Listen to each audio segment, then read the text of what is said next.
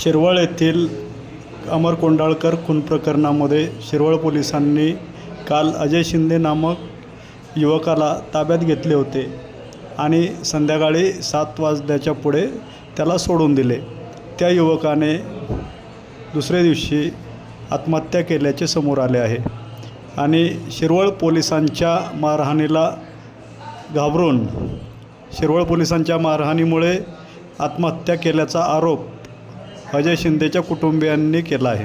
त्यामध्ये खळबळ उडाली आहे। अंकुश दशरथ शिंदे, मी त्या पोराचा चुलता आहे। त्या पोरगा कंपनीत कामाला होता, तिथं मर्डर झाली। त्यात काय संबंध नव्हता, फक्त CCTV त्याचा गाडीचा नंबर दिसल्यामुळे त्याच्यावर आरोप घेतला आणि ह्याला मारहाण केली आणि पोलिसांनी मारहाण केली त्याला। त्या पोलिसांचं नाव शिरवळच्या। कधी बोलावलं होतं त्याला? त्याला काल बोलावलं होतं 17 तारखेला आणि आम्ही काल गेलो, थांबलो सकाळ दरनी 4-5 वाजेपर्यंत। 5 वाजता घेतलं त्यांनी आत, त्याला मारलं आणि 7 वाजता आम्हाला सोडलं आणि 7 वाजता म्हणले उद्या 4 वाजता त्याला घेऊन या।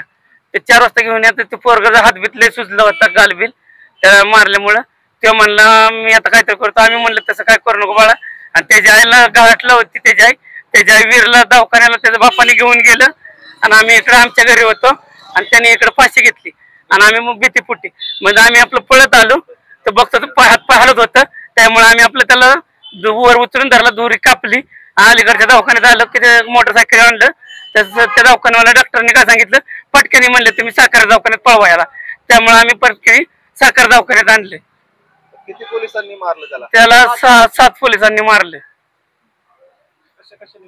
त्याचा पट्ट्याने आता आत मारत होते, आम्ही आता बाहेर होतो, आम्हाला आवाज येत होता, पट्ट्याचा आवाज येत होता। त्याने आम्हाला सांगितलं पट्ट्याने मारलं, बोट असं उलटी केली आणि ते टेबलवर ठेवून काठीने हाणत होती।